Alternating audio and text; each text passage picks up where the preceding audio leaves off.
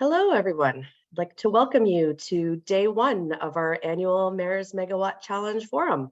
My name is Catherine Wilson. I am the program manager of Mayors Megawatt Challenge. Our topic today is planning and delivering deep energy and emission reductions in municipal facilities. And we'd like to thank our program sponsor, Enbridge Gas, for sponsoring our program every year. Just a couple of housekeeping items on the next slide. There we go. So yeah, just a few instructions. We like to use the chat for technology questions or questions that are unrelated to content. If you're sending questions through the chat, just make sure they are actually sending to the panelists and hosts. If you have any questions directly related to the content, please use the Q&A option. That way we can document all of the questions and answers for a document that we'll release afterwards. And any question we can't get to during the session will be circulated in a question and answer document after today's session. Next slide, please. I just wanted to acknowledge with respect the ancestral and unceded territory of the Inuit, Métis, and First Nations people that share these lands with us. I'm speaking from the traditional land of the Huron-Wendat, Haudenosaunee, Anishinaabe, and the Mississaugas of the Credit River.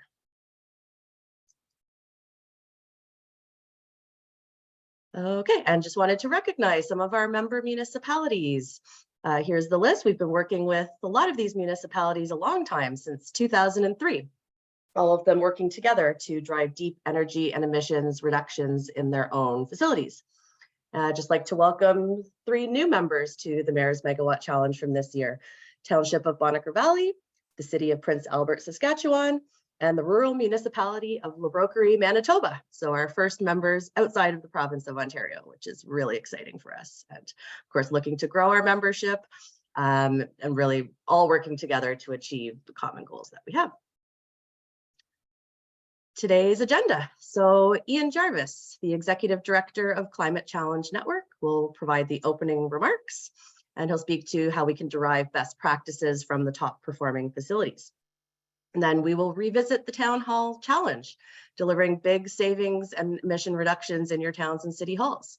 So we'll take a look at benchmarking, right down to system level diagnostics, and we'll also be including a panel discussion on high performing towns and city halls.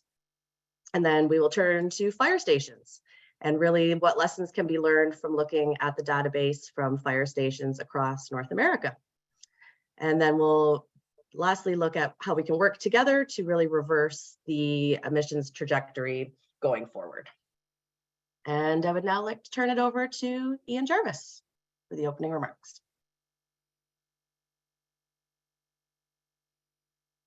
Yeah, thank you, Catherine, and good morning, everybody in the West, and welcome to everybody joining us from Ontario and points east. I spent a bit of time thinking about what to title the opening remarks, and reversing the trajectory is what we came to. I think many of you will have seen, maybe you saw the report yourselves, but seen the announcement from TAF that the Greater Toronto and Hamilton area, our emissions went up by 4.5%, not down, went up by 4.5% in 2021. They're pretty much now back to pre-pandemic levels and showing no sign of reversing. We've got some, we've got interesting good news and bad news to share with you today, data that supports some really exceptional success stories of buildings and organizations that have made real progress around the emissions path, making improvements. But we'll also share with you that there are a very large number of offsetting buildings going in the wrong direction that are leading to, at best, small incremental improvements over time. And in some sectors, because Climate Challenge Network tracks these data on an annual basis across most building sectors, in some cases, the emissions is actually going up, not down. So reversing the trajectory seemed to be an appropriate theme as we look towards 2023 and what needs to be done to fundamentally change what we're doing right now, because we're not doing enough to go in the right direction. We have COP27 going on. We quite consciously time our forum to be in line there to remind everybody that this is urgent, it's immediate, it's real, it's really important. And the Mayors Megawatt Challenge looks to have a significant role in helping municipalities work together to challenge the issue of, again, bending the curve, reversing the trajectory. Let me just remind everybody of the basic premise. Climate Challenge Network has developed and continues to refine the idea of energy targets. So target intensities, the principle is that every building type, whether it's schools, hospitals, office buildings, community centers, universities, colleges, there's a certain amount of energy they need to provide the light, to maintain adequate space temperatures, to provide healthy and comfortable indoor environments. And those amounts can be found in top performing buildings out there. You know, they're using the right amount of energy to maintain a good environment. What we share with you today is some of the benchmarks that show other buildings are using sometimes 2, 3, and 4 times that amount of energy per square foot. So the idea of the targets is if we can learn, you remember one of the announcements for this event was that the truth is out there. You know, if we can learn from large data sets of existing buildings, how efficient they can be, how much energy they need, we can adopt that as a target. Then we can look at every other building and compare it against that good practice standard, if you like. And the difference between any building's actual energy use and its target is its savings potential, and those savings potential for our purposes leads directly to its greenhouse gas emissions reduction potential. So we're going to be tracking this bouncing ball, if you like, through large numbers of North American buildings. Our data sets are growing all the time as more and more requirements are being put in place in different jurisdictions to publicly report their data. We hoover all that information up and we process it through some pretty straightforward tools to come up with this big picture of how much can we realistically reduce greenhouse gas emissions in buildings by, and are we really making progress, which will lead to what we'll talk about later is the idea of annual scorecards. We can't get to where we're going by just having 2030 and 2040 and 2050 targets. We have to introduce the idea that we need to be accountable for annual progress, that we need annual targets, we need annual scorecards, annual reporting that will allow us to learn from each other, to pick it up when we're not keeping up, and to celebrate successes when we are. So this is the core premise of the Mayors Megawatt Challenge. You'll see it reflected in the whole meeting today. And again, at the end, Gillian will be inviting everybody, if this makes sense to you, come and add your data to the mix, because it really does make a difference. This energy efficiency, using targets to get to energy efficiency, is the first, and again, will make the case by far the biggest step towards net zero. So there's a lot of preoccupation with renewables and technology around getting to net zero. The biggest single step to net zero is to improve the operational efficiency of our existing buildings, both by running them better, by putting cost-effective, rational retrofits in place, by dealing with end-of-life replacements with more efficient, low-carbon equipment. But if every building starts life at the gray box there on the left with its base level of emissions, if we all reach a good level of energy efficiency, not bleeding edge, not leading edge, something that can be met by all or the vast majority of existing buildings. And we'll hear from Vancouver City Hall today, built in the 1930s, that's up in the top performing buildings. So if we can all get to that energy efficiency level, that's our biggest single step. Then we're going to talk a bit about heat recovery. Don't let any heat escape from whatever your building type is, which is a key part of the roadmap to to net zero, and then we get into on-site renewables and purchase credits and so on. But that pathway is fairly clear now. The one where at the moment we're not making close to the progress we should be making, in a way, should be the easiest of all, which is let's make buildings energy efficient, save money, save energy, improve the grid, do all the things we can be doing. But this again is the core, if you like, mental mapping that Climate Challenge Network programs bring to all building sectors. It's all around capital planning, and it's all around operational excellence. So this again, there's a kind of a foundation for the rest of the conversation today. There are no black boxes and no secrets in any of this. The methodology that is used for the Mayors Megawatt Challenge to do its weather normalization, to do its benchmarking, to be able to take data sets from all over North America and now around the world. We're looking at hospitals for the National Health Service in England right now, and put them all in the same location. And let's do the math to say, if we benchmark them, we can compare them all directly with each other.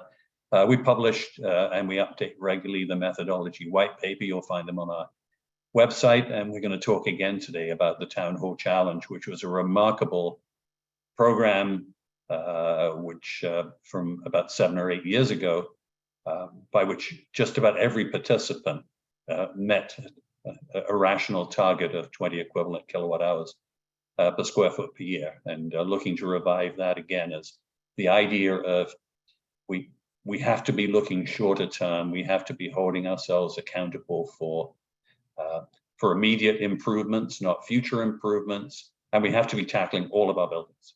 So those are the core messages today. The underpinnings are there. Please do visit the Mayors Megawatt Challenge website. You'll find case studies. You'll find the stories of the various programs over the year, and you'll find again these white papers. If you're data inclined, as some of us are, and you have questions and comments and challenges and better ways to do things, we'd love to hear from you, because again, we're all in this together. We're looking for the best solutions, and happy to listen to and incorporate other ideas. So with that in mind, hopefully that's a sense again of the foundations that all of Climate Challenge Network's programs build upon. We wanted to get back to the Town Hall Challenge. Again, it was, if you like, it was COVID interrupted when the pandemic came along. Buildings were becoming less occupied. Baselines got a bit messy. So we've looked back to 2019 and compared it to 2018, if you like, as that's the trajectory we were on pre-COVID. And now, as one way or another, we're emerging from COVID at this point in time, from the pandemic, and buildings are becoming occupied again. It's almost like we restart. Let's restart this whole process. And even though towns and city halls and administration buildings are not the biggest part of the energy pie with most municipalities, there are flagships. Those are the ones that the public sees more often than any others. And these are the ones where, when we can demonstrate that we're walking the talk, we're getting it right, that has real leverage in our communities for them to say, wow, that's kind of how you do this. And we keep going forward.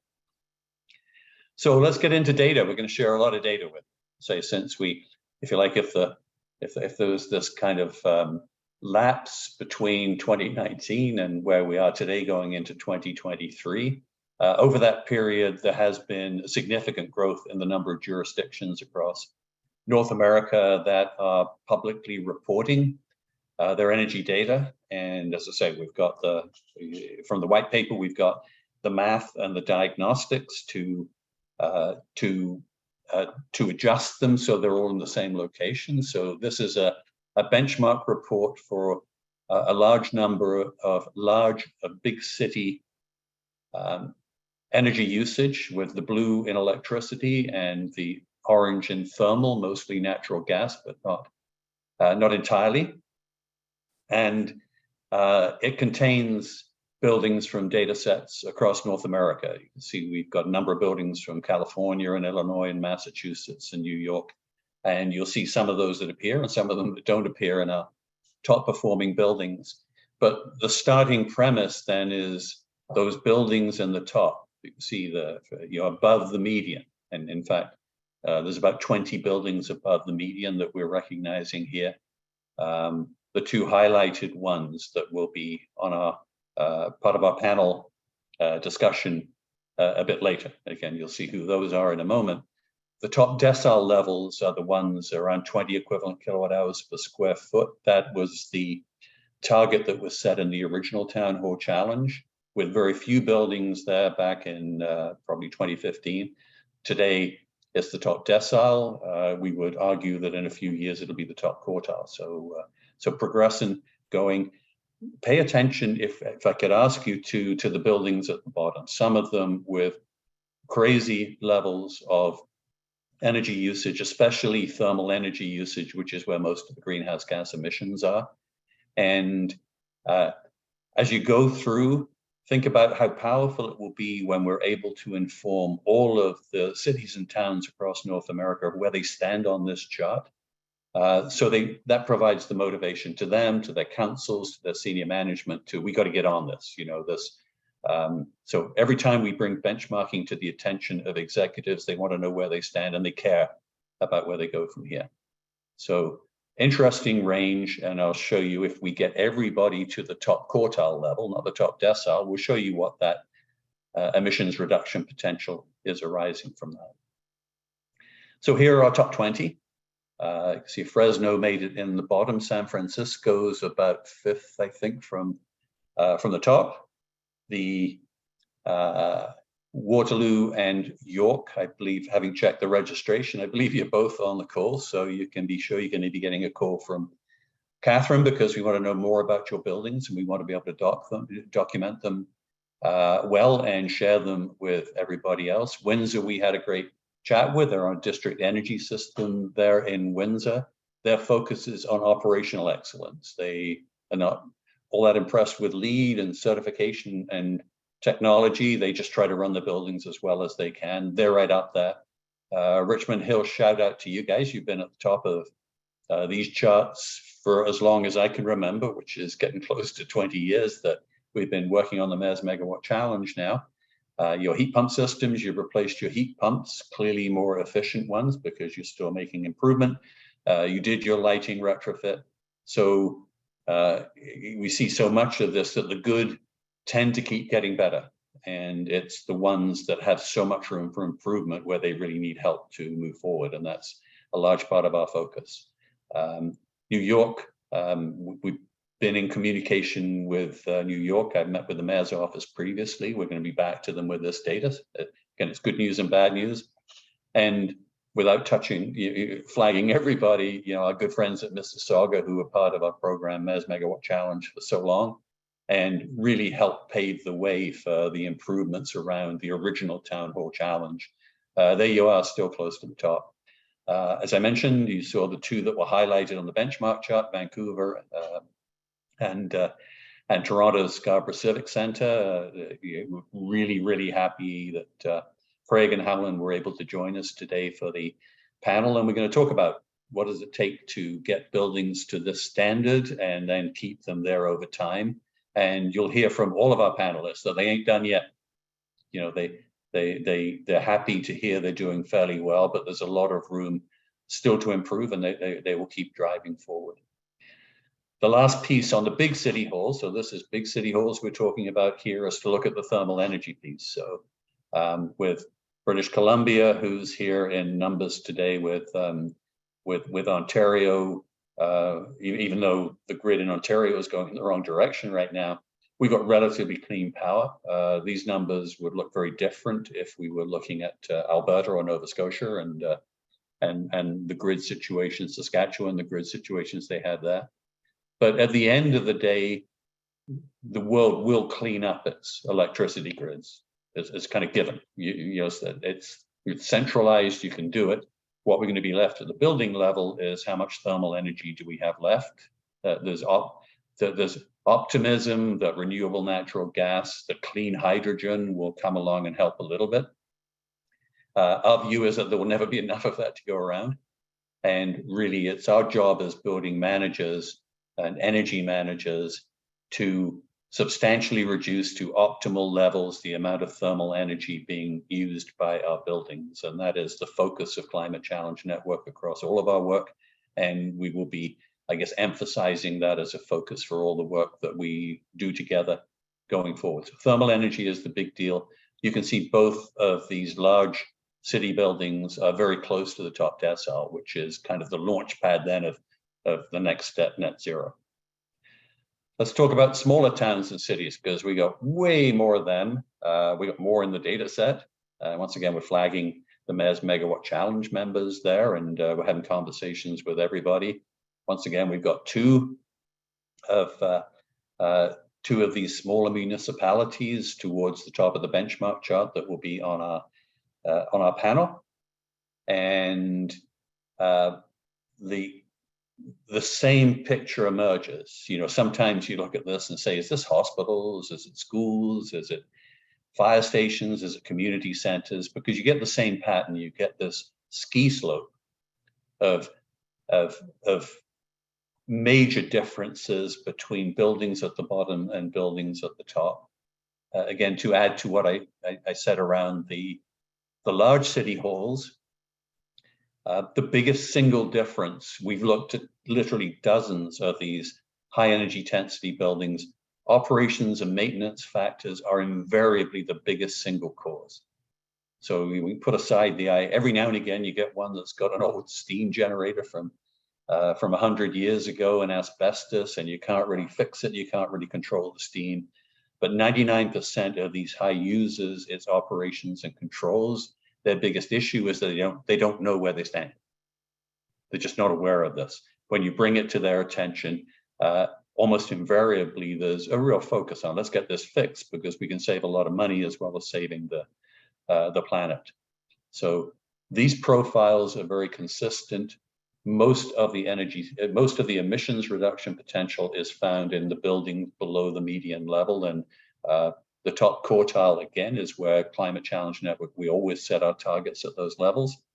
And we'll show you in a moment what is the potential for bringing buildings, if we bring all of the buildings down there to the top quartile level, what does that emissions reduction look like? How big could that be? And it's far bigger than any government or achievable potential study believes it to be. Once again, we got our good friends here, the folks at the top. We say there's room at the top. There's always room at the top. So Quinte West and Bruce County. Don't know if you're on the call today. I do know that some of our friends from the Nuclear Innovation Institute that have a lot of interest in Bruce County are on the call today. So there's your county administration building. It's one of the top performers. So we've got lots to talk about what makes them special and what can everybody else learn about that. We had great conversations with Godrich and with King, which is King is a Mayors Megawatt Challenge member. But you can see the other groups around here. These are smaller buildings, smaller communities, and are still finding a way to harness the kind of energy efficiency levels that we're seeing here that we can all learn from and replicate. So we've got big city halls, we've got small town administration buildings, we've got high-performing buildings in both. The job of the Mayors Megawatt Challenge, and the one we're hoping many of you will join us in, is to understand what makes them special, to document those into best practices, standards, tools, and share those with everybody on a go-forward basis. Once again, our two high performers that are joining us for the panel, their thermal energy being around the top decile. And once again, in the groups of buildings, you can see where the top performing buildings are, where the whole data set is right now. And we will and do continue to collect data from wherever it's to be found, looking for those best practices. We actually reached out to Los Angeles, that started life on the big city at the top of the tool, spoke to the mayor's office, and there they had data issues, which they're working on right now, and they might well be close to the top when we bring them back next time.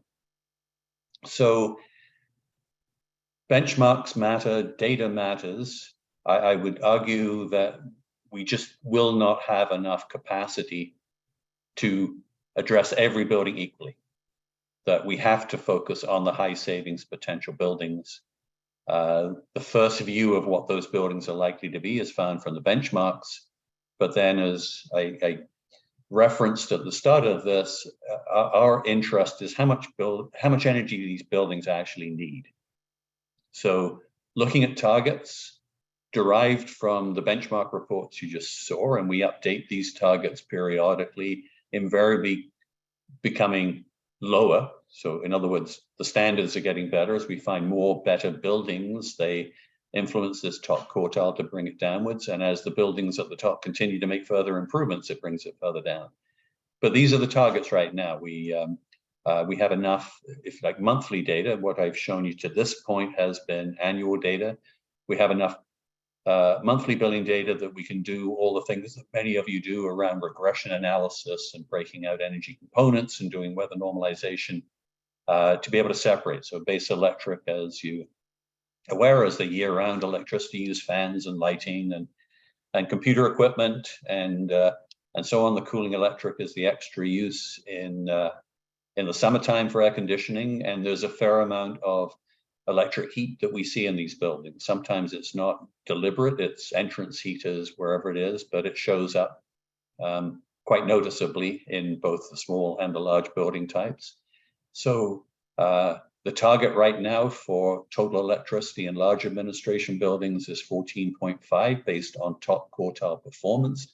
For small buildings, it's 10.5, and by all means, write these numbers down, although the slide deck and recording will be on our website in a few days.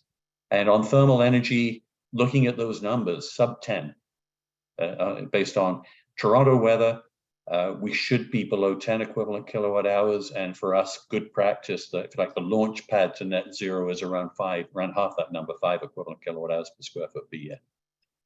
So this is the idea of targets to bring in real accountability. Our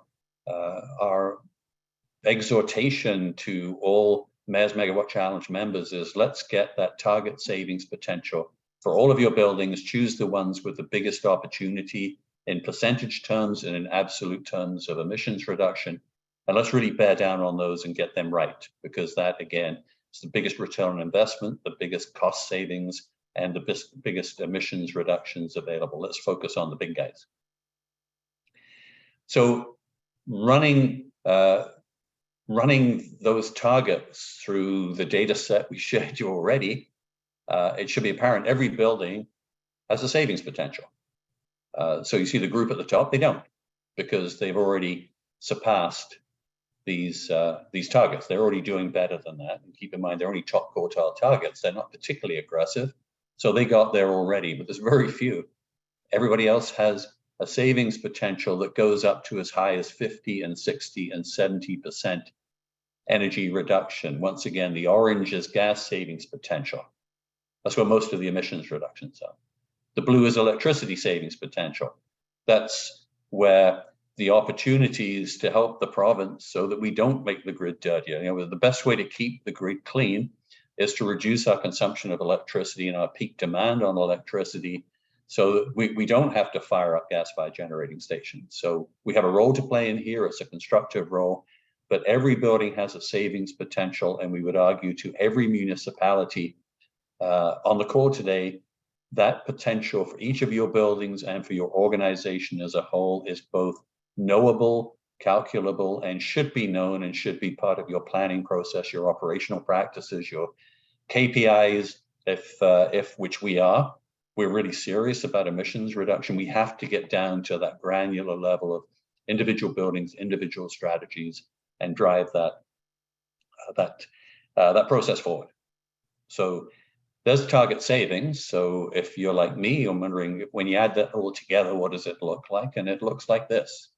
In this data set right now, for 48 large administration buildings, their electricity savings potential across the whole group is around 19%. So you can save 19% of the baseline usage of all those buildings combined. For gas, it's around 30%. And for emissions, we're looking at overall emissions, 29%. The numbers, interestingly, and there's an interesting difference here that you'll see as this kind of unfolds. where the potential for the smaller buildings is larger, but they seem to be making more progress. So we'll play that in just a moment. So the smaller administration buildings, a higher electricity savings potential, a little bit higher gas savings potential, and the percentage savings potential at 35% for emissions is there. But the big admin buildings are bigger. So when you put those together, like 10,000 of the 12,500 megatons tons of MT as metric tons in this case, tons of greenhouse gas emission reduction potential, 10,000s in the large cities. And again, that's a message. We absolutely need the contribution of smaller towns and cities, but the big cities have to lead the way. They got more buildings, they got bigger buildings, and in terms of absolute numbers, they have the bigger opportunity. We need to get that right. So this 12,500 tons, and we'll show you a comparable number in a moment for fire stations across the province. This is just Ontario. So because we have the full data set for Ontario, as we add other jurisdictions, these numbers, we expect the percentage numbers to remain similar, hopefully decline over time.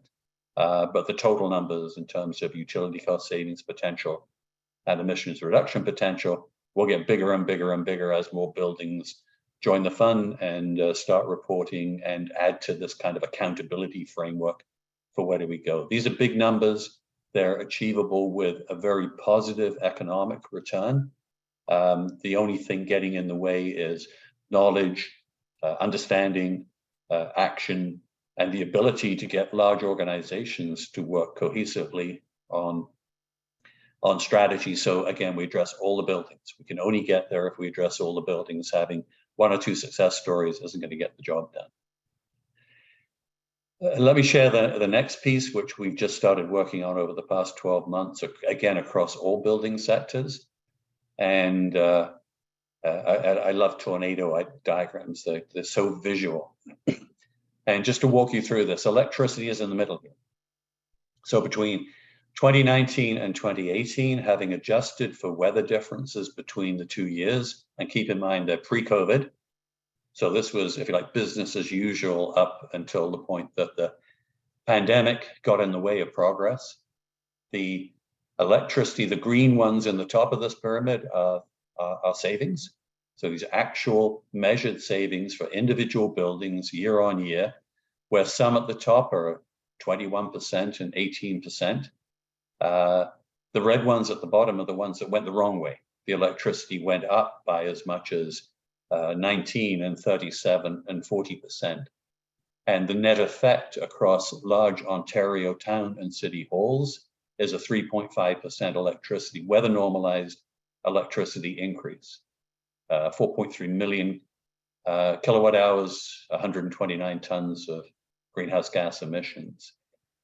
Even more alarming picture on the natural gas side, where again, the greens are the savings, and God bless the buildings that made the 20%, the 70% savings and the 20% savings and the 12% savings. And once again, stay by the phone because Catherine's going to be calling you because the stories to be told here and lessons to be learned that we intend to share with everybody as we start documenting them.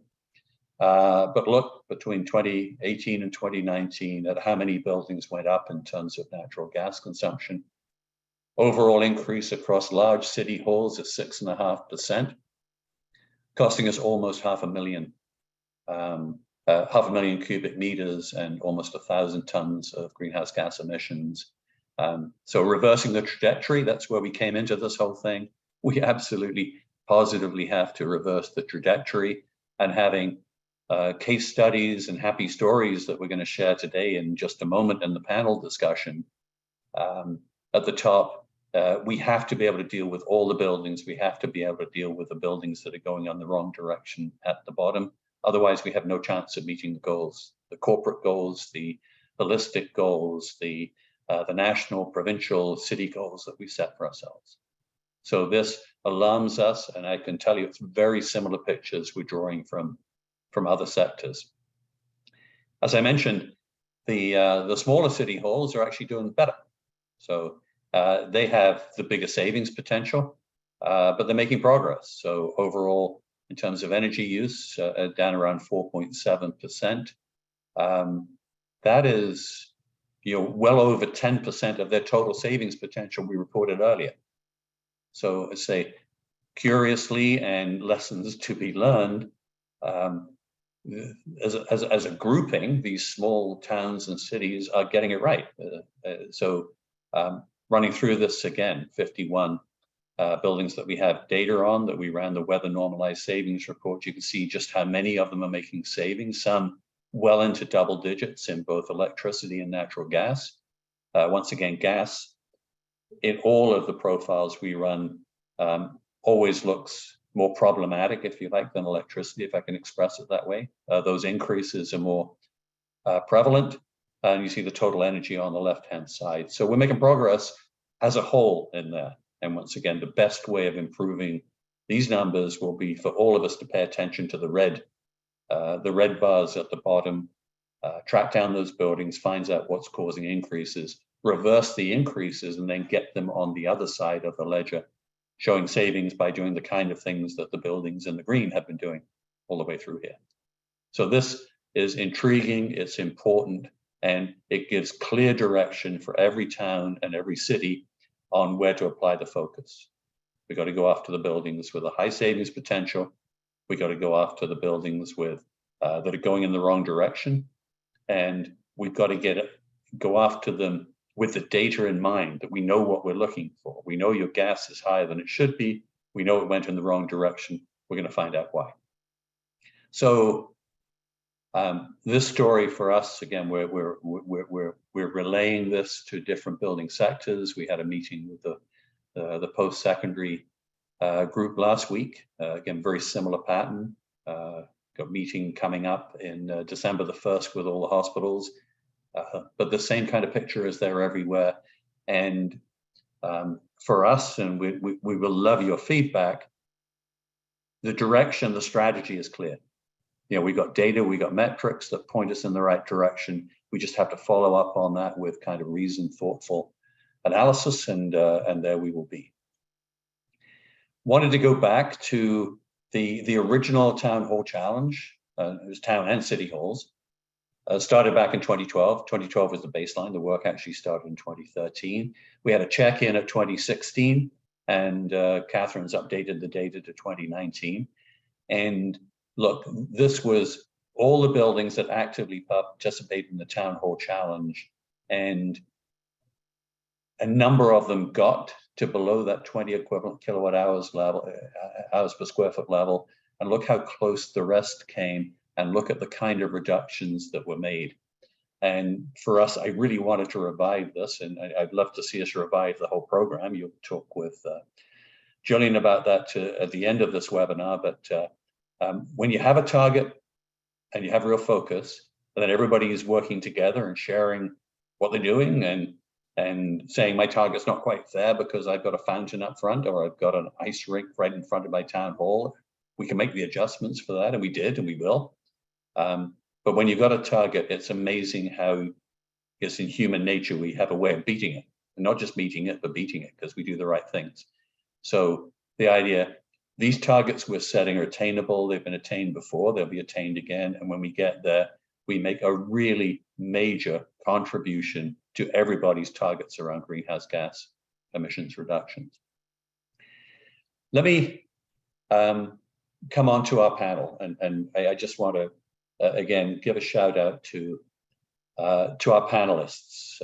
Every time, everybody's got a full-time job, everybody's busy, and I'd argue that in many cases our panelists are busier than everybody else because they're actually getting things done and they're showing results. But just want to give a shout out to the panel, not just for the time today to share their thoughts and their secrets and their ideas with everybody, but for the time they spent with us leading up to this event, where we need to understand enough about what's going on. So we got Vancouver City Hall, iconic building built in the 30s. Craig's going to talk a little bit about the project they did with air source heat pump technology coming in, and we see the effect. Craig, you'll notice that we got our gas numbers fixed when we looked at both gas accounts together, but you can see the electricity reduction, which doesn't relate directly to an air source heat pump, but part of the building was demolished at the same time, so the footprint reduced a little bit.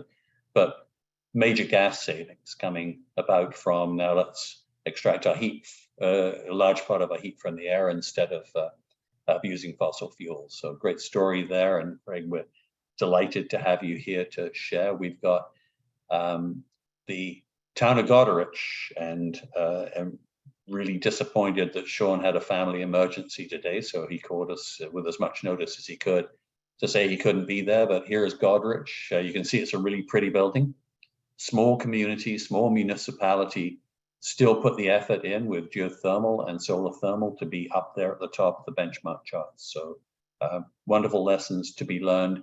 And we have a particular interest in success stories around geothermal as to what were the design and the operational practices that led to good work. So as we pointed out before, there is Goderich in the top decile of total energy use. We've got the township of King, and Sabrina, thank you for joining us today. And I'll introduce the four of you formally in just a moment, or three of you and one in absentia. But once again, you see, if you can read it, which you probably can't, there's a legend of really cool things, which are environmental features that the township of King put in place. And the second one from the bottom in the left-hand column is geo-exchange. And so, you know, we're big believers in geothermal. It's there's so much heat that's coming from our radioactive core of our planet that's kind of oozing out to the surface all the time. We'd be crazy not to capture that after we've captured all the heat within the buildings that we have already. So geothermal we like. Here's two examples we have of this. And once again, you saw King in its rightful place, especially on the thermal side at the top of the chart. And again, welcome Howland to the conversation from the City of Toronto, the Scarborough Civic Centre. It's such a pretty building, and the technology there is more kind of fundamental. It's scheduling, it's operational excellence, it's upgrading, sensible upgrades to building systems that again gets Scarborough Civic Centre close to the top, and again the chart on the right being the dominant one from our purposes. So we got four interesting buildings. We've got a mix of technologies. We've got a host of stories, and today is intended kind of to illustrate the power of finding high-performing buildings, learning their stories, and putting them out there, both in terms of panel discussions like we're going to have right now, but also in terms of case studies and tools and resources that municipalities need to follow suit. So here they are, with the exception of Sean, and we wish Sean well with his family situation, but Craig from Vancouver and Howland from Toronto, and Sabrina recently arrived with her responsibility at the Township of King, and want to spend maybe half an hour just walking through how these big and smaller cities see sustainability, see climate change, what their policies are, what their strategies are, and if I may, Craig, could I start with you? Give us a bit of an overview of where's Vancouver coming from, and how's it going about doing some of the remarkable things that the city has done? Yeah, sure. My name's Craig Edwards. I'm the energy manager with the City of Vancouver in the facilities department, and I've been with the city for about 10 years. I'm quite lucky with my job because we have a very progressive council that is trying to show leadership in terms of sustainability and reducing greenhouse gas emissions. So they've created a number of progressive policies over the years, and then we piggyback on top of those with the work that we do with our own buildings. So in 2016, council passed a renewable city strategy to try and get the city to 100% renewable energy across the city by 2050. So we set a target for our own city-owned buildings to beat that by 10 years, and we said we want to get our greenhouse gas emissions down to 100% reduction by 2040. And then the we're City of Vancouver is a charter city, so we can develop our own building code. So in 2018, we council passed a plan called the Zero Emissions Building Plan. So that plan was to try and get our building code to zero emissions by 2030 through a number of steps. And we said, okay, for our own city buildings, well, let's start demonstrating that now. And so we've been building all our new buildings to zero emissions since 2018, and the targets that we've set is we're certifying all new buildings to a passive house standard to reduce energy consumption and building them all electric to reduce greenhouse gas emissions. Because we're lucky in BC that our grid is really low in carbon emissions because most of our electricity comes from hydroelectric power. So we really focus on reducing greenhouse gas emissions through electrification. And then in a couple of years ago, then this council passed a climate emergency plan, and then staff developed a climate emergency response plan that was passed. And in that we said that any heating systems that we replace in buildings when they come to the end of the life, we'll renew them with low carbon systems like heat pumps. And so we've been doing that. And also we brought in another target for new construction, saying all new construction buildings will reduce embodied carbon by 40%. So we've been bringing that, we've adopted that target, and we're achieving it.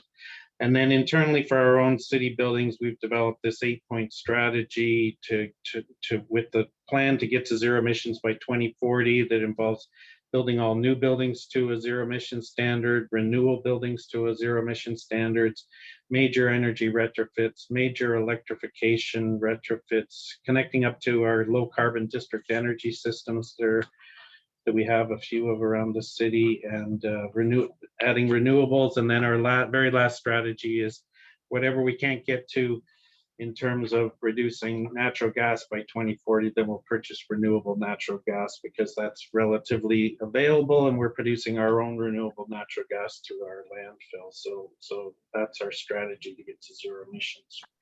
That is great. And I'm going to work through this alphabetically. So Helen, you come next. So Sabrina, no slight. Your name just happens to begin with an S. So Helen, the corresponding story for City of Toronto. I think your plans have been well publicized, but how do you feel that from where you are? What are the directives being given to you for your own corporate real estate? Well, it's kind of it would be kind of a nice way to say it is to say ditto from what Craig just said. We have a lot of the same requirements, same drivers, and same features that Vancouver is facing from a large municipality. And for us, it's just generally a different part of the country. We're not quite as temperate as Vancouver, but we have a fairly clean grid compared to Ontario's history. So we are also looking for electrification. And we're also looking to lead by example for the whole city by modernizing and decarbonizing City of Toronto facilities as part of the 2017 unanimous council adopted transform TO strategy. We've released and created our own net zero plan for corporate facilities, and that has a 7-point strategy, one less than Craig's 8-point strategy, to focus in on what implementation measures we need to make to hit those aspirational transform TO targets of being net zero initially by 2050, and also, as Craig mentioned, ratcheted down to 2040. So our timelines are tight. We have a large portfolio, and we're looking to implement all those 7 strategies. They include divestment planning, so including carbon emissions and decision making around what facilities to divest from. And as we're a growing city, making sure any new facilities we create to make programs available to Torontonians, make those facilities net zero following the Toronto Green Standard, Tier 4 requirements under the current version of the Toronto Green Standard. The lion's share of our emissions reductions have to happen in our existing fleet of buildings. So the ones that we don't divest from, the ones that we need to modernize, all have to be looked at and assessed for decarbonization opportunities. So we are implementing, as part of our building condition assessment processes, where we go in and look at the asset elements of buildings. We're doing net zero feasibility studies to make net zero transition plans for our facilities as part of that existing infrastructure planning, and building that into our asset management and building performance group. We're looking to expand and centralize and streamline our building automation system use and centralized control and monitoring of building systems, so that we don't have to have energy experts in each facility. We can have a core team looking at facilities, giving ideas and catching issues to really hit that operational excellence that you mentioned before, Ian. That's something we really focus on, and something that came out of the work that we saw and the results we see at Scarborough Civic Center. Beyond that, efficiency improvements, training for operators, training for project managers in city facilities, doing and expanding our existing fleet of solar photovoltaics into other new renewables, and looking at energy storage too, as a potential way to help manage our energy efficiency and also help manage costs by putting energy storage coupled with renewables. We have a couple of case studies on how that works, but also standalone in key facilities. And as Craig mentioned, we want to have, where we can't get away from fossil fuel consumption in the future, we look to have as much as, but no more than 20% emissions reductions from purchasing offsets, which includes renewable natural gas implementation strategies in partnership with our solid waste colleagues. That's very helpful. So there's lots of policy action coming down at both of you, which keeps everybody busy. Love the references in both cases to capital planning, because that is, if any of this is going to be affordable, it has to be folded into the regular capital planning process and making better low carbon decisions. So Sabrina, looking at your lovely building there, and again, for a small community, quite remarkable decision-making process. And I think you're responsible for community planning as well as corporate real estate, or primarily community planning. Yeah, so primarily community planning as well. So I want to preference my answers today with the fact that I've been working at King for about 2 weeks now. So if my answers aren't as in-depth as anybody would like, please feel free to follow up with me. I'm going to leave my email in the chat at the end, and please email me and I'll get back to you with more thorough answers. But you're absolutely right. So where King sees a lot of their climate change and energy efficiency goals and performance comes from two of our major plans. We have a corporate energy management conservation plan that was updated, and it's in the 2019 to 2023 timeline. So that follows a 45% emissions reduction by 2030, and then net zero by 2050. And then we have a newly in the works climate action plan that's more community focused. So that looks at a 30% reduction by 2030, and then net zero by 2050. It really is a lead by example situation at King. So we really felt like the municipal corporation, we want to show that we can meet these climate change goals and these energy efficiency and greenhouse gas emission reduction goals to show the greater community, lead by example, that they can do it too. As for our municipal center, I would say the two major ways in which we've been able to perform so well or have such high performance comes from, well, one, we're very lucky, it's a new build. And so from the get-go, sustainability and energy efficiency and reductions was intertwined with the build from the start of the project. And as you mentioned before, we have so many different sustainability features that are integral to energy efficiency. So of course it was designed in construction to meet LEED silver and gold level certification. We have a high performance building envelope, which includes high performance glazing, heat recovery ventilators, and variable speed pumps. The entire building has high efficiency LED lighting system utilizing time of day controls, daylight sensors, and occupancy sensors. And then the second key key ability to meet these goals is our geothermal system that you were talking about. With this geothermal system, we've been able to perform way below the baseline thermal numbers, which I think is really what helps King stay on track and to meet these goals. And it's really what makes this building shine as an example of such a top performing building. Yeah, let's get into technology a piece. And I think actually, let's pause for a second. Catherine, are there any, I see some emerging numbers in the chat and the Q&A. Is there anything that we need to address here? I know you address them as we go through, but is there anything we need to bring to the panel? We do have a question here. Has there been any consideration that municipal buildings may no longer be occupied or operated the same as pre-COVID, especially with long-term work from home arrangements? So new baselines should be based on 2021, 2022 data. That's a question. Further, for energy targets, would you consider using future weather data to project energy targets in the coming years? Okay, so targets in the coming years is an interesting one, but yeah, be interested, and I won't press you on this one, Sabrina, but Craig, how are you doing with the baseline, and COVID occupancy? What kind of adjustments are you being required to make for life after the pandemic? Yeah, well, you know, our energy consumption did dip in a lot of our buildings for, you know, especially the first year, especially swimming pools that were all closed and things like that, major consumers. The office type buildings, you know, they dipped for a while, but now they're pretty well back up to normal.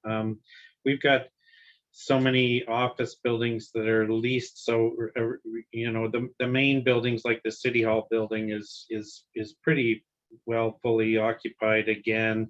We've got other leased properties that now we're looking at downsizing, and we've got strategies in place for that. But for our main buildings, it's pretty well business as usual now.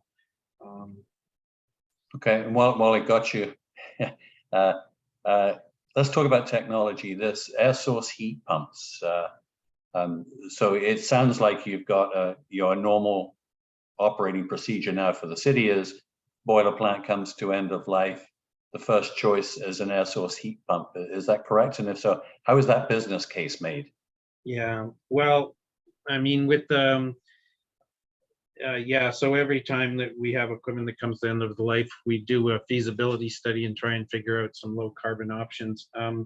So, you know, the City Hall building that you showed a picture of is was our first major like air source heat pump retrofit with a huge air source heat pump in a large building. And how that came about was that we had to tear down a building that was beside our City Hall building, and it housed our chiller and cooling tower that served both that building and the main tower.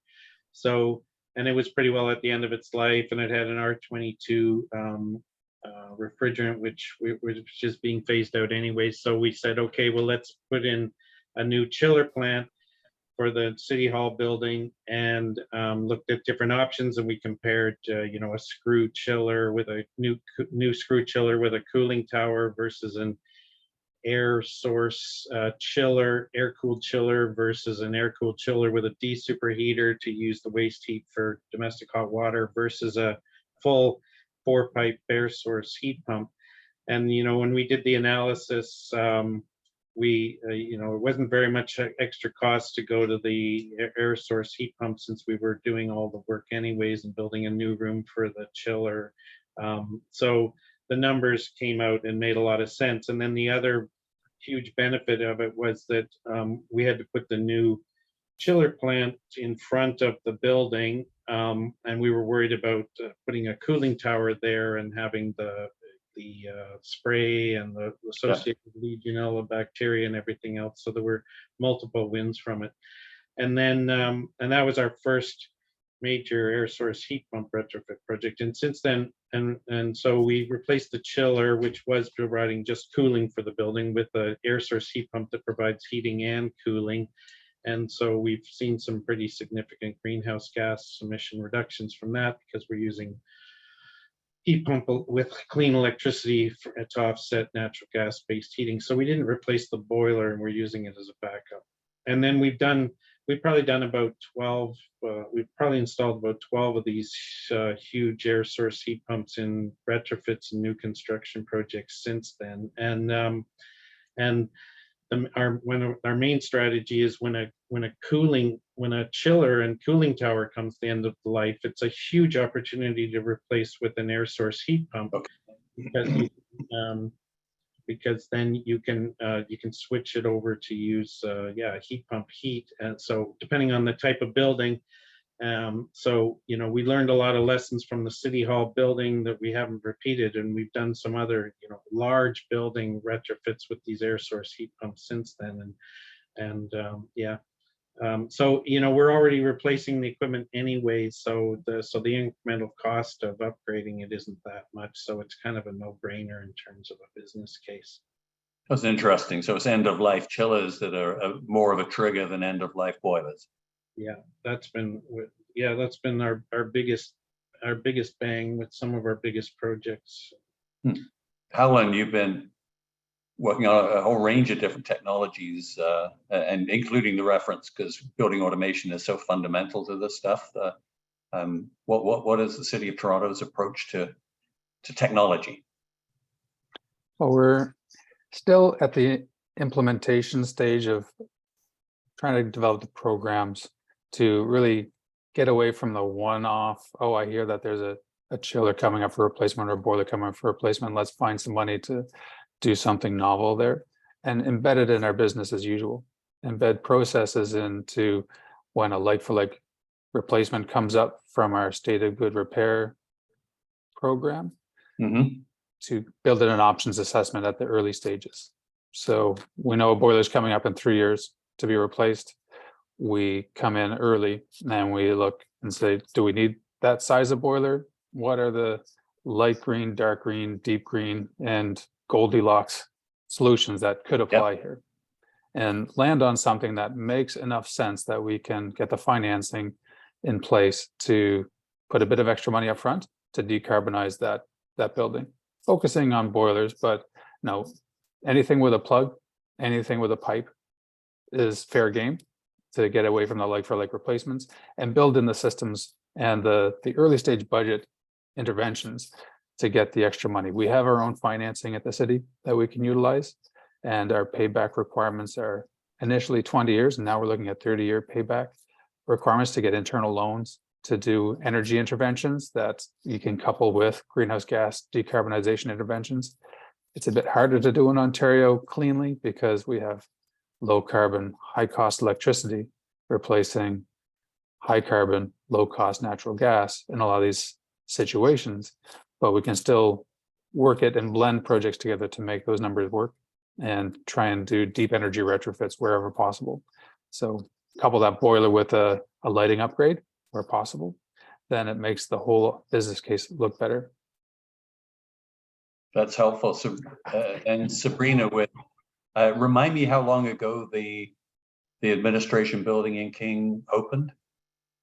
So the building opened in 2018, 2019. Okay. So it is quite new. Yeah, so I don't know too much about the other operation side of it, but I do want to say in terms of technology, I do know that King purchased a real ice machine for our arenas to help with getting emissions and our levels down in our arenas. So that is, I know it's not the same as getting boiler updates and those, but I did want to shout out some of the other technology we are using. Yep. That's how. And as far as you know, are there any operational issues with some of the neat things you did? Do you hear of any headaches people are having keeping geothermal running, or any of the other features that you built in? No, from what I've heard, everything's kind of going smooth right now, and we haven't really come up to any headaches. once again, it is a new building, so the test of time is the hardest test. Yep. So we will definitely see. But yeah, right now it's been nothing but savings and great performance reviews. So definitely a big endorsement at King. And top of the charts. It's always a good place to be. Let's get to the operational side of things, Craig. You've got a very large portfolio of buildings, and we'll have the same question for Howell in a minute. It's got an even bigger portfolio of buildings. Are the clever management practices or innovations that you've done around training staff, reporting, maintenance management? How do you maintain such a big, diverse portfolio and keep the energy numbers where they need to be? Any tricks of the trade you can share around that? Well, I think the biggest challenge is around controls. Similar to the comments that Howland made. It's these new buildings. We're building all our new buildings with these heat pump systems, both those heat pumps and geo exchange, and replacing systems with heat pumps. And the biggest challenge is around control, making sure that the control sequences and logic are designed properly by the consultants. It's hard to find consultants that are good. And then just keeping the buildings going. So, you put in a heat pump and then you got a backup boiler system. And if the heat pump isn't running, then the boiler's running. So, we have quite skilled staff in terms of DDC operations or building automation system operations to be able to do a lot of that, monitoring and reprogramming to keep things running properly in-house. And if we didn't have that, we would be in really big trouble. Mm-hmm. So I would say that's probably I think we're always putting in equipment that's on the bleeding edge, and the only way to make it successful is to have like really strong in-house control skills to be able to manage and maintain those systems. So controls are the key point. And Alan, the same question around operational excellence. Does the city have? And Craig, it sounds like many organizations, your focus is on the automation and getting controls to run this. Helen, does the city have particular training programs for staff? I think you mentioned earlier that you like a centralized view of things, so you can kind of concentrate the expertise in one spot. But how do you deal with building operations and maintenance? Yeah, that's one of the other key pillars that I did mention in the discussion around the net zero strategy as part of Transform TO that we're implementing. And we're just going out on the street to market to develop in-house training decks to incorporate into our staff-wide training, like across the city training solution that everyone can log into remotely and do their training remotely, dedicated towards building systems, focused for building operators and project managers doing projects in city buildings. So far, we've been sending people to various utility and central training groups, one-off training sessions that are either free or at cost, but we want to bring that in-house and have a shallow level and a deep level for our operations staff and for our project management staff, as well as make it available for city elected officials and city staff that are interested and run programs in buildings. They have a hand in this too, and how they occupy and operate the buildings they're in. Beyond that, we want to kind of take what we're looking at here, a lot of the comparators and benchmarks that you've shared across different municipalities, and do that in-house and do that for ourselves and give the information to people how they stack up with other buildings like theirs in our own portfolio, and take the information you're providing and share that with them too. This is how we stack up against weather normalized Vancouver and King and other municipalities. So we can have the operators talk amongst themselves and say, oh, you're up higher than I am on the list. What did you do there? And then that's a really easy way to get traction on a group of people that may not want to hear from you every day, to have them talk amongst themselves on these topics. It's really helpful. So last round of this, and this is everything we hope for and more. Thank you. Thanks all three of you. Sabrina, Other small towns out there, I say it's quite remarkable that the degree to which small communities can without the kind of resources that the bigger towns have, can organize themselves. So your advice to small communities out there around how do they organize? How do you get people? Idea that Howland is looking to educate politicians. That sounds like a webinar all of its own. But what's your advice to others? Yeah, so the best thing about small towns is that I think they create great places for pilot projects. Of course, we don't have the numbers like Toronto or Vancouver, but you have a small, passionate group of people. And I think it really goes down to like boots on the ground, getting the community together and really making those like intimate connections with people. I think like to be an optimist at the end of the day, most people want to save this planet, and most people want to act within the good of the community and the good of the planet. So it's great in a small town. You can make those nice intimate connections. You have very, very passionate individuals, and I think your network is a lot smaller, so it's easier to work with. Yeah. And you can try new things. That's interesting. And Craig, from the big city perspective, you probably noticed Fresno at the bottom of our benchmark chart there. What's your advice to Fresno to get a big city organized?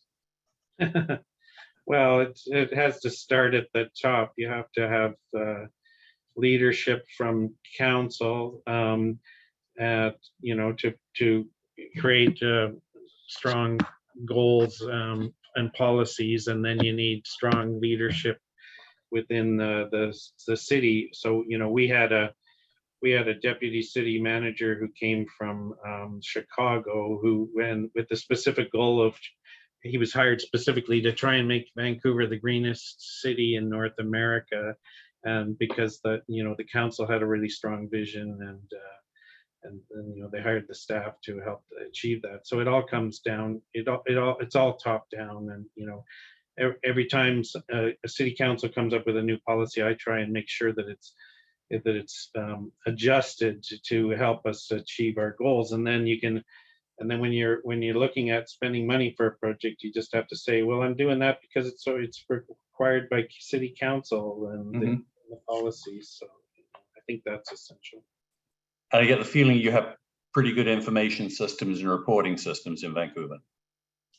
Yeah, we have really good software for managing, looking at building performance. Like, we don't even use Portfolio Manager. I mean, we put all our buildings in Portfolio Manager because the city's trying to get everybody else in the city to use that system. But we have more sophisticated tools that we use to pay our utility bills and manage our utility our building performance metrics, and helping us target which buildings to retrofit, things like that.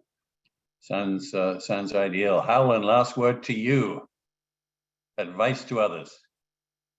Well, I'm from a small town originally. I work in the big smoke of Toronto, which everyone says, Toronto. So it's easy to say, look at Sabrina and all the towns like you and say, well, one of my buildings is all the years put together. That's not really true. I think really, like Sabrina said, small towns, you're more nimble, you can get things done quicker. We have a bunch of bigger ships to turn around and get off of a high energy demand mandate. And a lot of them are like Craig's. They're older buildings that were built in a time when people would brag about how big their boiler system was and how much energy they used. And then 1970 hit, and we stopped that, and we're trying to still fix a lot of those older buildings and keep improving it. And that's my advice. Like, if there's one take home, it's you're never going to get to perfect sustainability. You're never going to get to an efficient building, jobs done, move on to something else. Buildings always go out of tune. Buildings always need to have interventions done, and there's always new technology to implement and old technology to bring back and put back in and run really effectively. There's some really good old atmospheric boilers that can really work well if it's coupled with other systems that can just leave it run as a baseline, and you can run an air source heat pump, or in some cases a geo system to hit the peaks with your boiler, and then get your baseline covered with something else that can make really deep interventions on your costs. and on your greenhouse gas emissions per facilities. So keep at it. There's never going to be an end goal that you're going to get to, but there's always improvements, and that's job security for the folks like us. It's so super helpful. Once again, I can close it off here. We could carry on. I got another few questions here, but got to save something for next time. Once again, Sabrina and Craig and Helen, thanks not only for this, again, for sharing so again, kind of freely. I think there's a lot of nuggets here that people will have picked up. Maybe let me pause just for a second. Catherine, anything else in the Q&A that we should address? There are a few questions here. Some could be answered fairly quickly. Others might take a bit longer. So I'm not sure if panelists could maybe answer them as we move on into the Q&A document. Can you make sure they're... Yeah, so we can do a Q&A document afterwards. Pick one interesting one and pose it to you. Choose a panelist. Okay. Okay. Well, there's a big one here. Can panelists share their experience with geothermal geo-exchange? Okay, that's a pretty big question. We're looking at that next year. That's too big. Pick a small one. Yeah, that's too big. Maybe an easier one for Craig. With the proposed new, oh no, this is Ontario. Sorry. With the proposed new gas plants and a more dirty grid, how will this affect work in achieving net zero? Well, that's another big one. Let's try to find an easier one here that we could do fairly quickly. Air source heat pumps and energy costs. How is the energy cost compared to previous HVAC systems? Does energy costs go up or down? Yeah, Craig. That one's fairly straightforward, Craig, I hope. Thanks, Catherine. Good one. So, you know, an air source heat pump is actually slightly less efficient than a chiller. So if you were just using an air source heat pump to replace a chiller, the energy cost would go up. But the fact that you're using it for heating as well, and it's a really efficient way of providing the heat, the costs go down. So, you know, I can give an example. We're actually, we've got a project that we've just finished, and BC Hydro was actually wanted to do some publicity around the project. So I have the numbers in the top of my head, and they were going to come out to film the project tomorrow, actually, where we've got this Bloedel Conservatory, which is a big, giant greenhouse, basically a public building full of trees and birds, and it's a super inefficient building. And we've just replaced the chiller, similar to the City Hall project, with an air source heat pump. We replaced the chiller and the cooling tower and put in a 210-ton air source heat pump. And then the modeling from the consultants, which we haven't verified yet because we just started it up, said that we should be able to reduce the overall operating costs by about 40%, and we should be able to save about $33,000 a year in natural gas costs with the project by implementing this. So, you know, it's which is quite significant, even though, you know, electricity is a lot more expensive than natural gas, or at least it used to be until the last couple of months. Through the efficiencies that you gain through it, you can still save a lot in terms of operating costs. That's a great message to again to end this particular panel discussion. Sabrina, Helen, Craig, once again, thanks again, not just for taking the time today to share, but for taking the time previously to get the stories out there, and let's start thinking about where we go from here. So the rest of this webinar is going to be around next steps. What are the practical pathways that people can follow going forward? So once again, thanks to all three of you. There's kind of a virtual round of applause going on that you can't hear, but it's I'm sure it's sincerely felt. Thank you. Thank you. So let's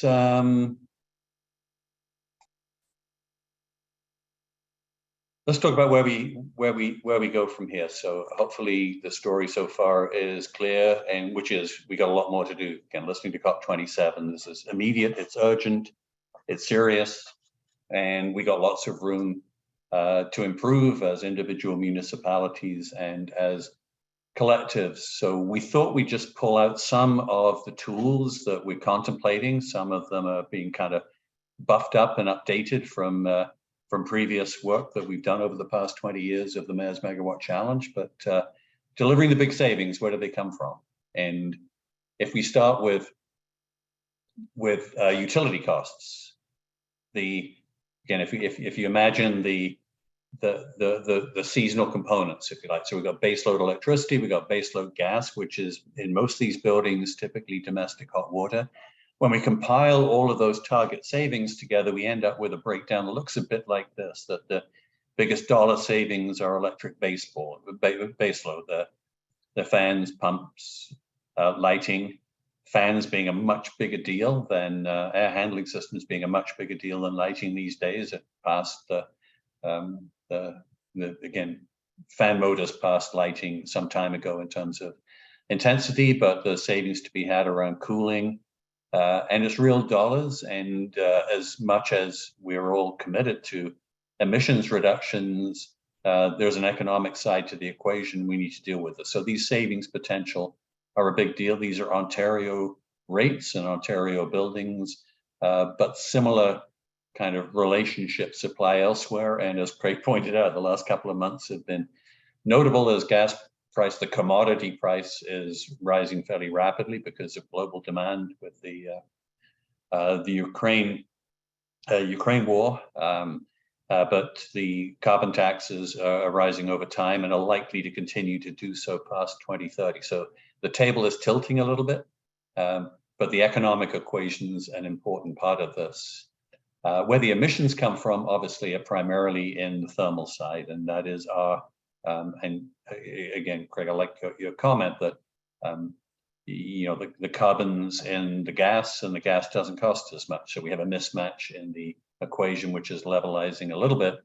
But as we look at emissions, our preoccupation is those really huge tails on the end of those benchmark charts, those buildings which are using 2, 3, 4, 5 times as much natural gas and emissions as a building of that type should need to provide normal space requirements, space conditions within the facility.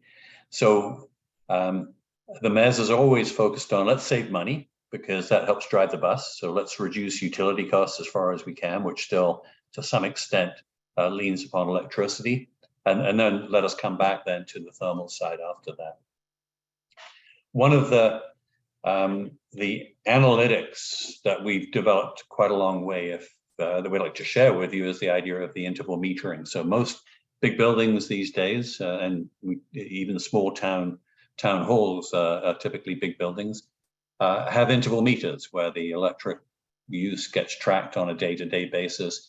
This is a typical profile that we see here, and this is referred to as a reference building. So we benchmark buildings in total energy use. We benchmark them at the component energy use when we've got monthly data to be able to break the seasonal and baseload pieces apart.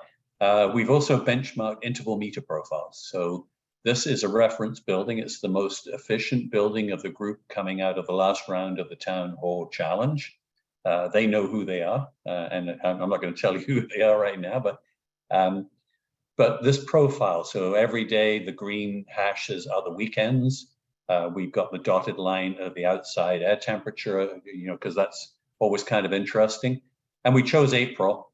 We typically, and we'd recommend to you guys the diagnostics. If you look at January or February as midwinter, if you look at April as kind of mid-season, and then you look at August as kind of midsummer, you can do this kind of analytics there. It reveals a remarkable amount about where the savings opportunities are to be found. So we consider April as being the baseload month. I'll kind of share that one with you here, but you can imagine the same conversation around midwinter when any electric heat starts showing really clearly, when the heating pumps show really clearly, and in different parts of this, we've got maybe an air source heat pump in play.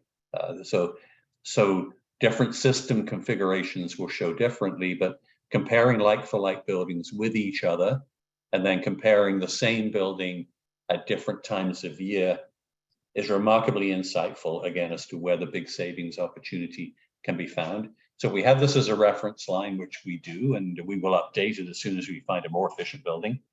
And the interest is always the peaks and the valleys, right? So that the peaks are getting up around 2 watts per square foot here. The valleys are dropping down around 0.8 watts per square foot.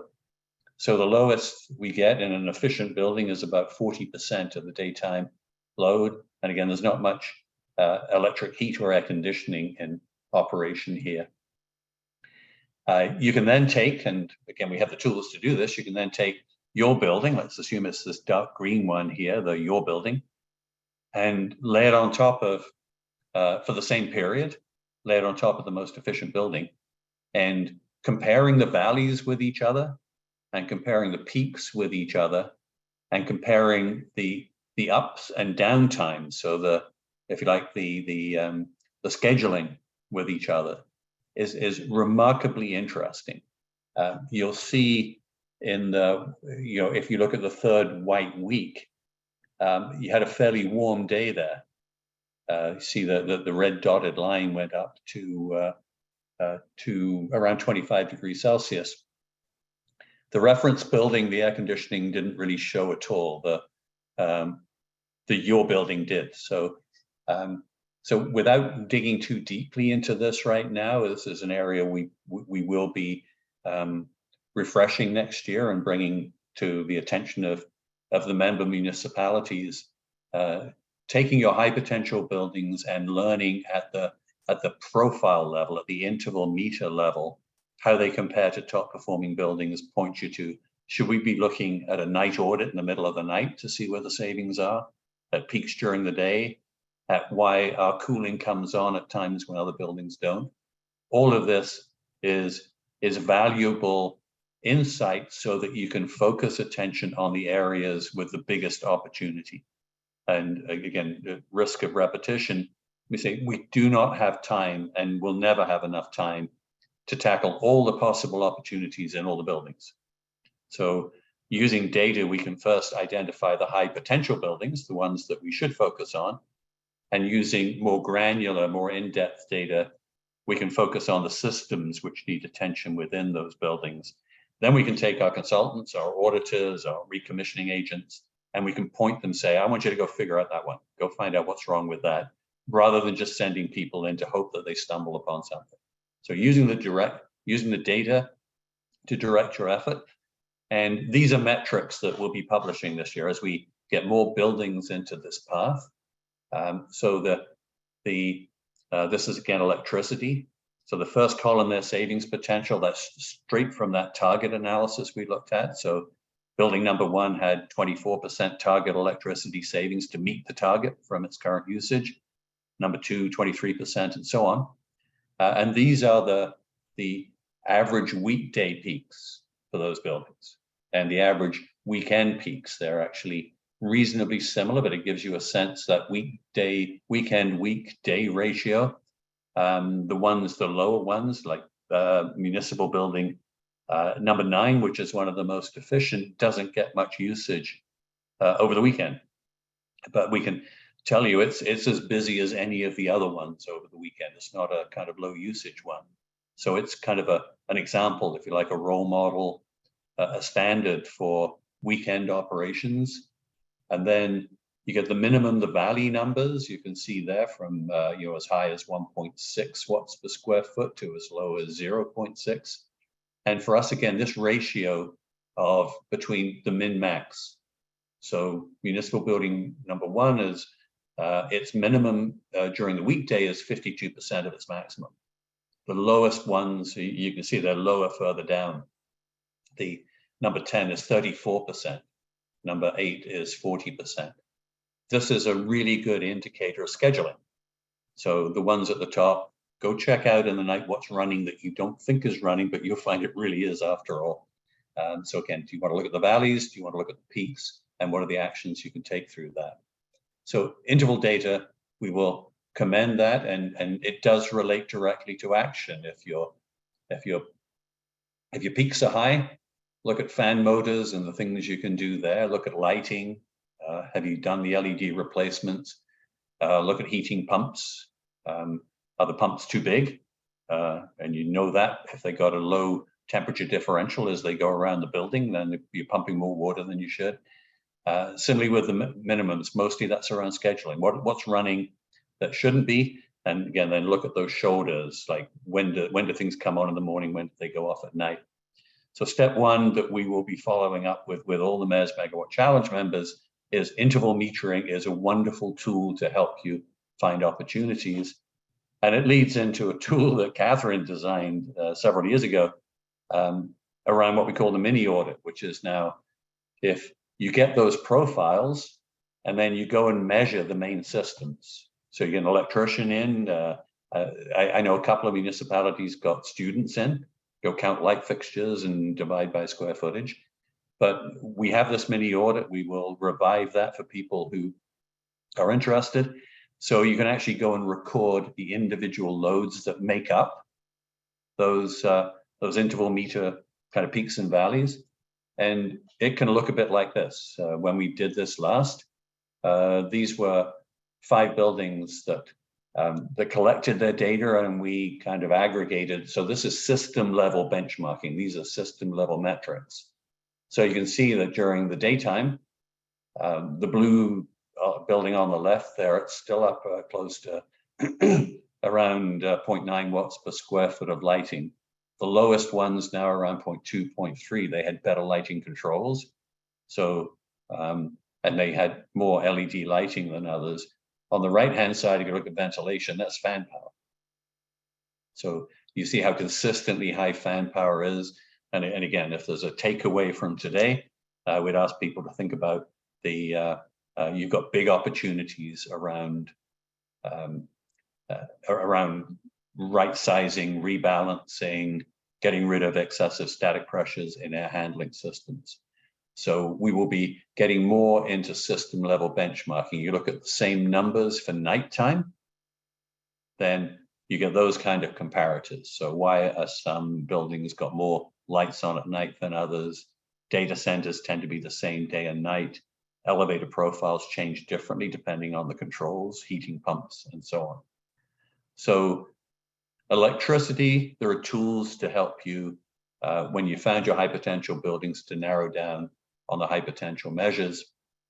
Finally, we want to share this around where do the big emissions reductions come from, because in Ontario and BC, they're not in electricity. And again, if there's a takeaway today as to where we're going from here, we would kind of ask people to focus upon comprehensive heat recovery. The biggest next step after efficiency towards net zero is to reuse all the internally generated heating from our buildings that we have right now.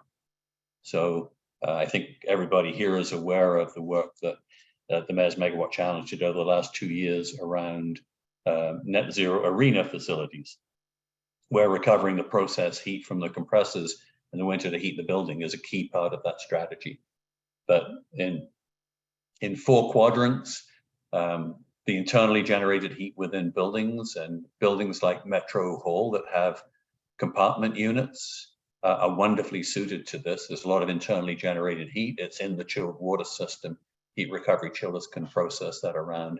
The biggest single thing you can do to reduce heating peak loads, which lends itself to net zero plants in the future, is exhaust air heat recovery. We discharge a lot of warm water from buildings. And to the extent that we're still using boilers, we need to extract all the heat we can out of flue gases. I think Howard kind of hinted at that a moment ago. So these are kind of the 4 quadrants, and this is what that looks like. And again, you'll have the slide deck, you'll have the recording of this to refer to, but imagine there's a thermodynamic kind of membrane around the whole building and no heat's allowed to escape from the building without giving up its treasures, if you like. So whether it's the local compressors that are running through the winter for a local cooling use, like an IT room, wastewater, exhaust air, flue gases, all of those things, they have to give up the heat before they leave. That becomes the next big step after you've looked at efficiency. So comprehensive heat recovery, no heat shall pass. What the waterfall effect looks like with this is a bit like this. So this is a building. It's got its baseline from 2018-19. It's pretty close to its target. It's pretty efficient already. The heat recovery chiller recycling internally generated heat takes you down to 3.3. The exhaust air takes you down a whole bunch further. But getting from a good target level, the one I was saying is kind of the launch pad to net zero, to as efficient as you can be just recycling your own heat without going to air source heat pumps or ground source heat pumps is quite remarkable. We'll leave this for your consideration as well, to look at the alternatives to like-for-like replacement, because like-for-like replacement can't be done anymore. There's always a better low-carbon solution. So within boilers and domestic water heaters and air handling units, there are options. With window air conditioners and so on, there are options. So feed this into your capital planning process and challenge every upcoming capital project with what's the low carbon solution. Let me finally, because this is emerging work. So the town hall challenge is repositioning work that we've done previously and updating it to the post-COVID era. Fire stations are starting to fascinate us, in part because they ran pretty much unchanged right through the pandemic. But it's a very similar approach, and it will be a similar approach over time to all of the other municipal building types. And again, I don't have to dwell on this too much now because you got the hang of how this works. This is fire stations in Ontario, a whole bunch of them that reported under, again, the province's BPS reporting requirements. These ones classified themselves as 24/7. We've been examining some of those at the top, some of those at this top end of the chart, and finding a number of them, in fact, aren't 24/7. Somebody misreported them. But when this is a cleaned up 24/7 chart, it will have, again, top deciles, top quartiles, where we'll set targets and median energy use. And guess what? A really long tail there of ones that are using far more energy than they should be. And invariably, it's natural gas. It's the thermal energy that makes the difference. If we then take a look at those that reported less than 24/7, then they have significantly lower energy use. And we found a number of them where, the volunteer firefighters are only in there 1 day a week unless something really bad happens, which most of the time it doesn't. But a different set with its own metrics. We then have the same idea. We got targets for fire halls now. So we can determine the achievable savings potential for every individual fire hall. We can concentrate on those buildings with the biggest opportunity for energy and emissions reductions. And when we run all of those numbers through, we end up with this picture. Here's another 5,600 tons of CO2 emissions from all of these fire halls, 339 of them in total. And once again, the electricity savings potential just by running what we've got reasonably efficiently is quite significant, 28%. Gas savings potential is even more, and that pretty much drives the emissions reduction. So we got a pretty good handle on fire stations. And if you are interested, we are interested in looking at that in 2023. And this is what the fire stations look like. In this case, they're actually doing better than the large administration buildings across the whole group.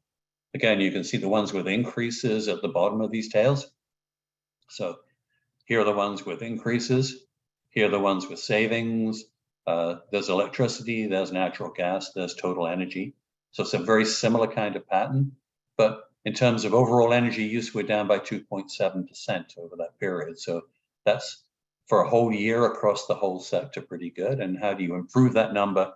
You improve by certainly supporting the ones at the top, but helping the ones at the bottom who are largely unaware of the fact that their energy and emissions went up.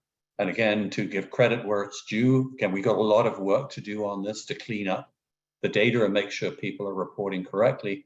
But here's what some of the top performing municipalities look like. Our plan is to roll these up by municipality. So you can look at how not just individual facilities, but how the whole fire unit supports and so on.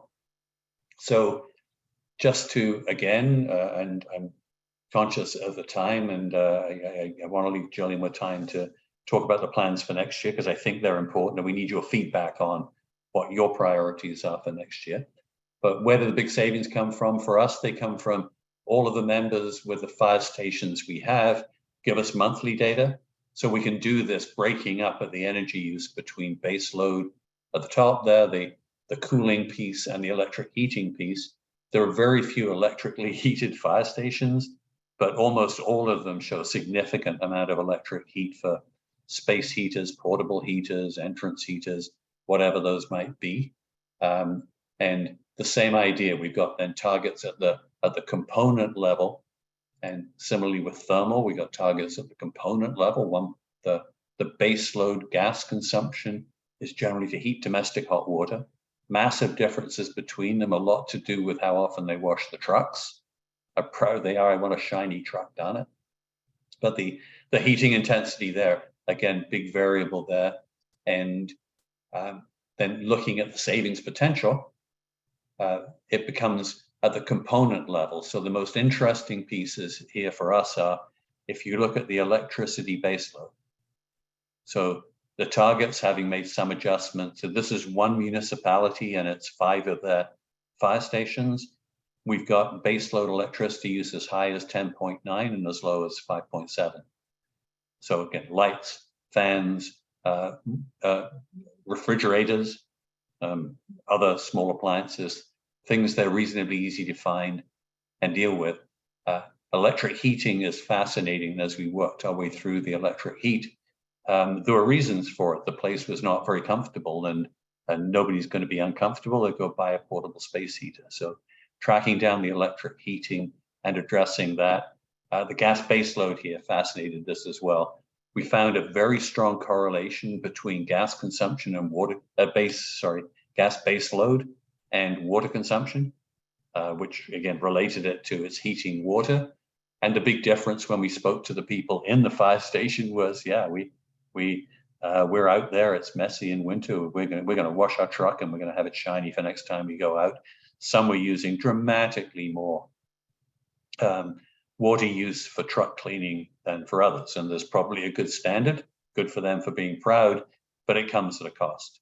So we'll be revisiting this, but using component analysis of monthly utility bills to help find the specific opportunities in individual facilities. We did quite a bit of this work with Enbridge around the Run It Right program at the time.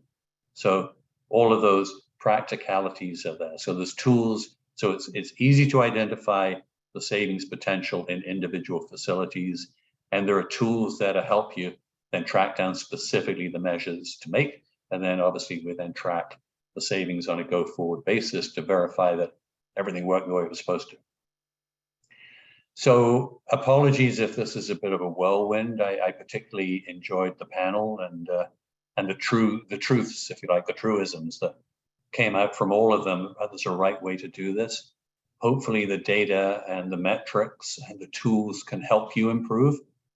And we've saved this last 15 minutes of this webinar for Jillian to step forward and talk a little bit about the plans that we have and get your feedback through a poll of where you see the big opportunities and where you could use help and collaboration.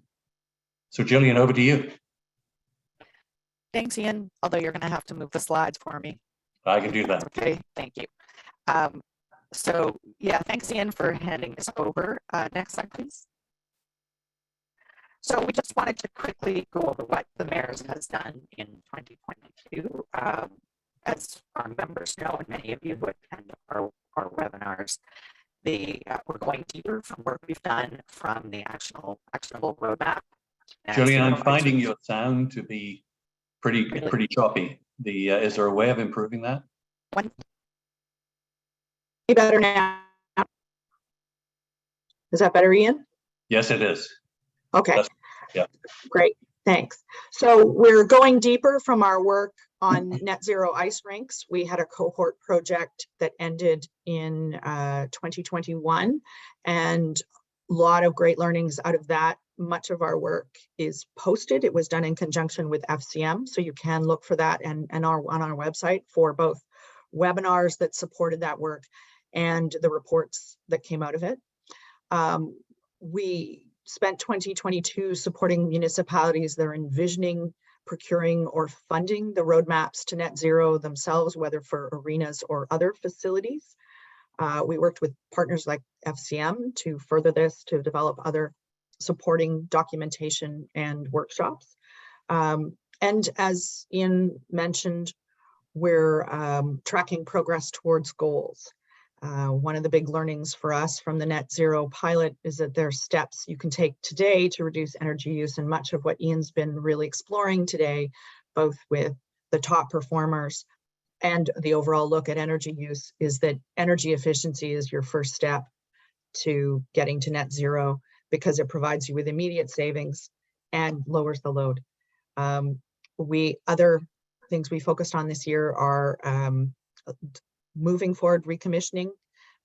We provided webinars on technologies and systems supporting net zero, and tracking performance. We did have a bit of a hiatus because of COVID, where we didn't have data and couldn't provide immediate data because the buildings were closed, but we do plan in 2023 to re-amp that up and look at that more in greater detail. Could you move to the next slide, please, Ian? Okay, so these were the webinars that we put on in 2022. All of the recordings of these, if you weren't able to attend, are available on our website, and I would highly recommend you go take a look at these, because they were really great in-depth discussions on these topics and can provide information on them. And in fact, I believe there were a couple of questions in the Q&A that were on these topics. The first in March was an in-depth panel discussion on the successful implementation and use of building automation systems. We have found that a number of municipalities, especially in the smaller ones, don't have them or have quite small building automation systems, and we believe that that's one of the first steps along the path to net zero, is really being able to control your building consistently. Secondly, we had a June webinar on strategic energy data management, which is how you develop and implement a successful strategy, how municipalities are using data, monthly interval sub-metering, and BAS trend logs to really drive energy efficiency. Sorry, Kat needed to come in. Using real examples, we really looked at municipal examples of how these have been interpreted and going forward. And there is a Green Municipal Fund grant for implementing energy data management. So I would encourage all of you to look at that if you haven't already tackled this. And in September, we held a webinar on electric vehicle charging, battery storage, and electrification. And these were municipal considerations and experts talking about planning and installing EV charging stations, power requirements, installation requirements, electrical infrastructure requirements, and potential solutions, also looking at battery storage and electrification. Next slide, please. Thank you. We did work with the Federation of Canadian Municipalities to put together a guide for all municipalities to take your indoor ice rink to net zero. And this was the sum of all the learnings from our pilot project, with a number of our members looking at taking all of them, taking one or more of their arenas to net zero, and what the pathway would be over time to get there. So there are some practical options and ideas around putting together a team, making the business case, typical low carbon measures when looking at net zero ice rinks, and additional resources. This is available on the FCM website. Oh, thank you very much, Catherine. You've put the link right there. So please take a look at this. It's a terrific guide put together with FCM. So next, please. So in 2023, we'd like to look at provincial-wide reporting for Ontario, really bearing down back on tracking performance and data-driven research. We'll be looking at actual energy emissions reductions because we believe it's both important to track whether we're really making savings and making progress, but also learning from those who are getting there, who are achieving the top performance we're all looking for. There will be support for our members around diving deep on what that means and tools and reporting to help them get there. Next slide. So yes, there'll be lessons learned and shared with other jurisdictions. We'd like to bring others into the tent. We always say that this is a big tent and we need more and more people in here, and learning from others is definitely the way to go. There will also be cohort research projects where we fill the knowledge gaps, develop tools that you can use. And we currently have 2 planned projects for 2023. One is looking at everything we learned from the ice rink pilot project to do the same for low to zero carbon roadmaps for indoor pools and facilities that have both pools and rinks, so multi-use facilities, and then a recommissioning cohort project. Next. Okay, so we're now going to turn it over to you. We would like to poll you for your ideas as to where we should focus our energies in 2023. So Carolyn's going to help post a poll right now, and hopefully you can give us your feedback on what are your top 3 areas that would help with your accelerating reductions in greenhouse gas emissions and getting to your net zero goals more quickly.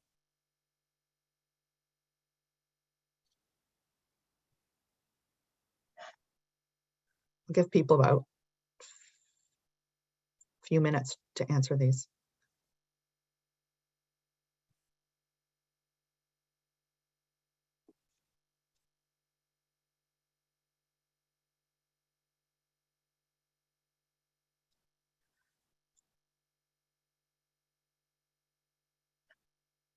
It's like watching election night in America. Yeah, so exciting, even more exciting.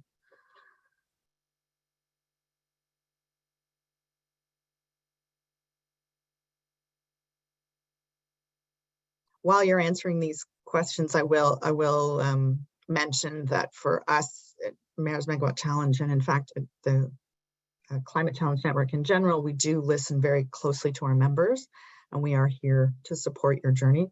We believe doing it collectively makes more sense.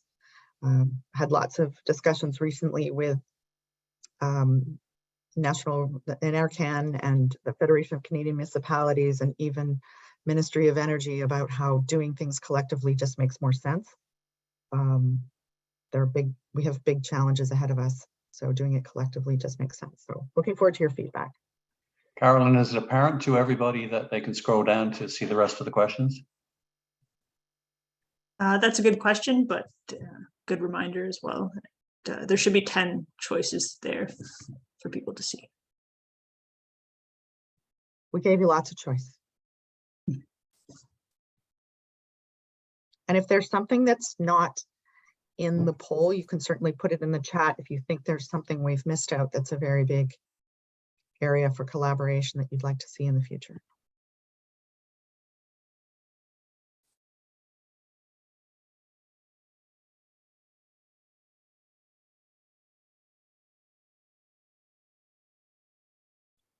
Okay.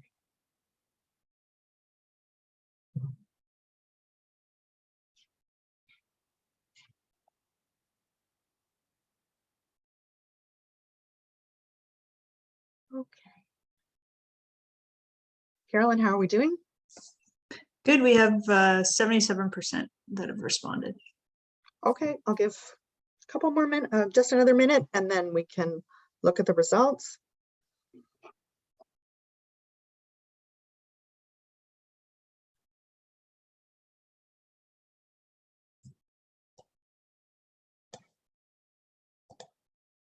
Okay, I can't wait any longer. Let's take a look and see what the results are. And if we missed anybody, feel free to reach out to us. Okay, whoa. Looks like the clear winner is data-driven HVAC testing and recommissioning and different facility types, which is excellent, aligns with what we were planning to do anyway. And as many know, there is FCM funding for recommissioning a little bit. So we're delighted to see that. And it is part of our plans for next year. So stay tuned. We will be looking at that. Geothermal, another front runner, case studies and lessons learned from existing facilities. This is terrific. We've had a lot of discussions today and in the recent past about really learning from existing facilities. A lot of the information out there is for new builds, but what we can learn from existing facilities, both those that are performing well and that aren't, will be fascinating for sure. Looks like heat pump applications would be the next. So that's good to know. Low net zero operator training, also very popular. Okay, this is terrific. Thank you very much for this. Hopefully everyone can see the results of this poll, and we will be using this to inform our program going forward. So please stay tuned. Next slide, please.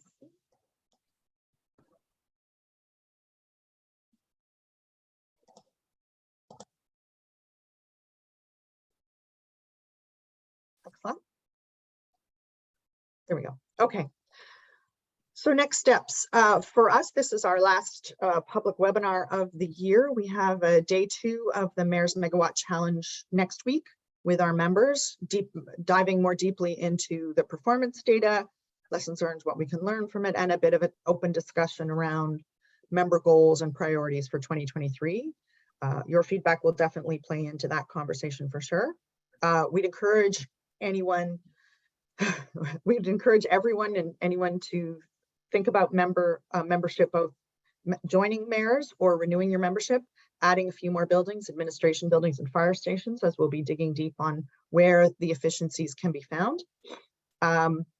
Also, we'll publish in the beginning of the year what our cohort projects will be, what we'll be focusing on, so that all of you can both attend our webinars and hopefully join us and be part of both our cohort projects and our deep dive on how municipal buildings are performing.